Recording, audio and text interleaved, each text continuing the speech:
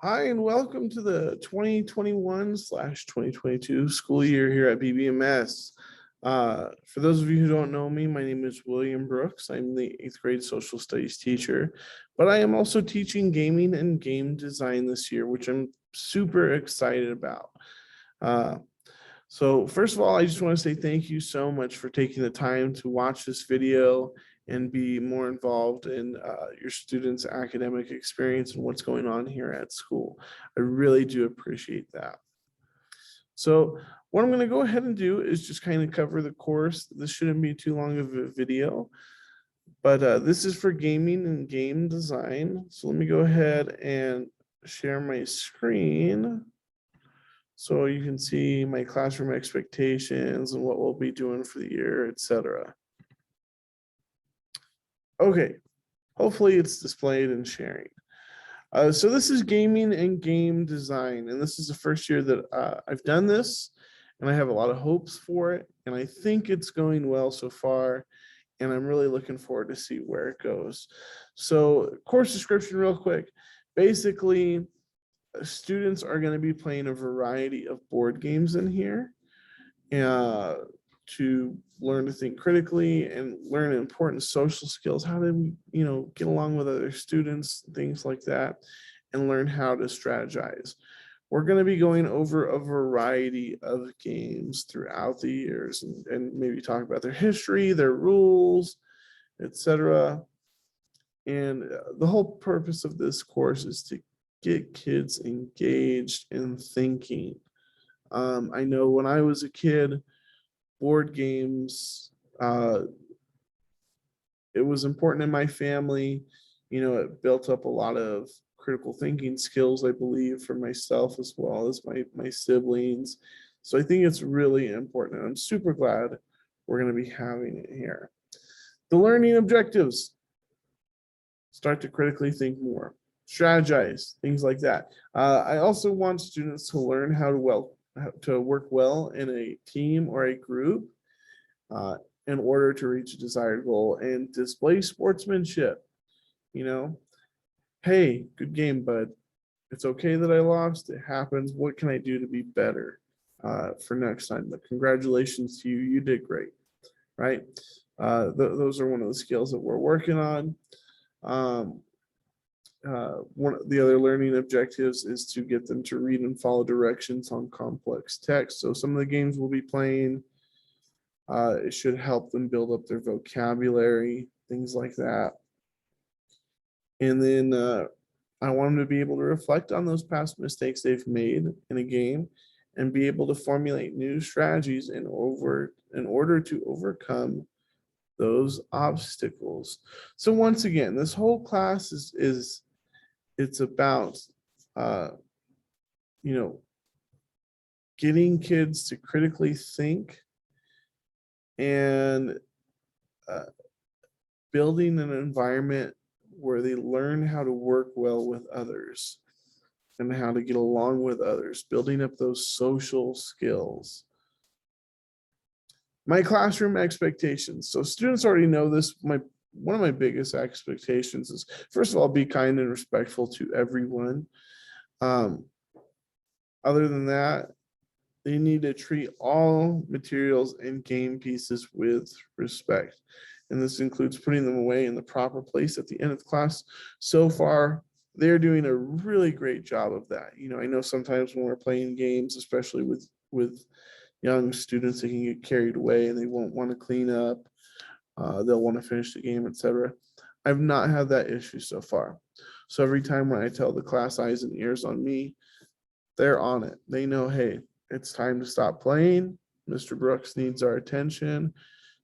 They face me. I give them a set of directions. Usually it's time to clean up.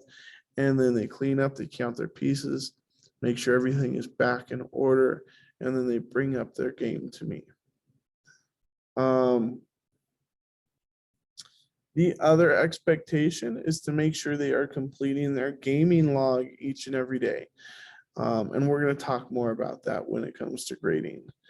And then just follow all procedures and policies set forth by the school. So classwork and homework.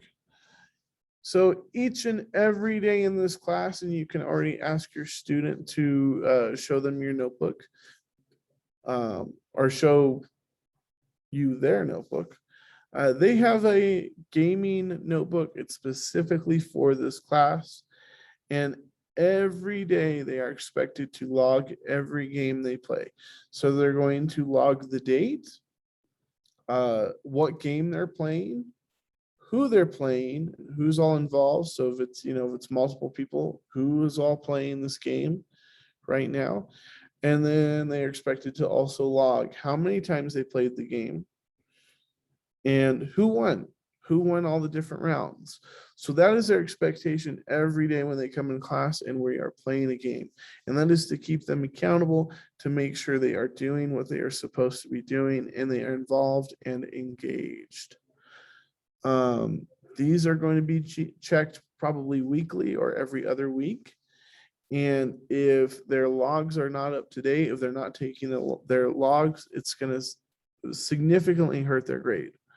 So it's very important that they are doing that because that's their biggest portion of the classwork that they're doing. That's their participation. When it comes to late work and missing work, because students are expected to keep and update a gaming log every day, late work's not going to be accepted. So it's very important that they are here and doing what they need to do. Obviously, I know we have a pandemic still going on, so if something arises with that and there's a situation and a student can't be here because they're quarantining or something like that, then that's a different case and we'll address that as needed. But for the most part, they're expected to be here, and this is how their grade is going to stay at a high grade. For grading policies, students' grades will be based off of their classwork and projects. And homework and classwork will make up 70% of a student's grade and will involve daily logs as well as ed puzzles. Ed puzzles are just videos that you would watch and they have questions in them. So we'll be probably watching those when we go over new rules for a new game, just to make sure a student understands the rules of the game. Also, students will be designing one game each quarter for their project, and this will make up 30% of their grade. So this is a big chunk of their grade. We'll talk more about this. I'll talk more about this with the students once we get there. But after they've seen a variety of games, it's going to be their turn to design their own game. And then we'll test it out together as a group. Ignore this part where it says distance learning citizenship grades. It's just 8th grade citizenship grades, or I do have some 7th graders in this class. So this would be gaming and game design citizenship grades. So usually the way we do citizenship grades is students will get 5 points every week. And those are their points unless they lose them. So if they're doing something they're not supposed to, if they're mistreating the game pieces, they're being rude to a classmate during a game, etc. Those are the ways that they would lose citizenship points. They're expected to be to class every time or every day on time. That's an important one that I have. And they are also expected to follow all Bear Valley Unified School District rules and policies. So bring their materials required with them every day. This would be their gaming notebook as well as their Chromebook. Don't have their cell phone out unless I've given them specific directions. Then it's okay. Sometimes we might play GimKits. That's a kind of an online game for student learning. So if that's the case, I might allow them to have their phones out. But for the most part, they shouldn't be out. If they're out or they're listening to music or drinking or eating in class, unless it's water, they're probably going to lose a point, and that's going to affect their citizenship grade. If a student loses 2 points in a single week, a verbal warning will be issued. So usually I'll pull a student aside, talk to them one-on-one, and be like, hey, so far you've lost 2 points and here's why. Let's correct this behavior and try to do this better. If a student loses 3 or more points in a single week, that's when I'm going to contact you. So I'm going to reach out to home, let you know what's going on, and see what we can do to resolve it. If a student's citizenship grade drops below a C, I'm going to be notifying you and requesting a meeting to see what we can do to help your student succeed in class. Right, so those are all the steps for citizenship grade and how that grade works. And then that's how this class works. Down below, I'm going to leave a link to my syllabus here. So if you want to read through this, you can on your own time. These are just conferencing guidelines to share with students if we go back onto Zoom or distance learning. Okay, I'm hoping that doesn't happen. I'm praying so much that it doesn't happen. But if you want to take a look at these, you can. You should probably be familiar with them from last year. If you have any questions or concerns, please feel free to reach out to me or any other teacher on campus or staff member. We will do everything that we can to help you.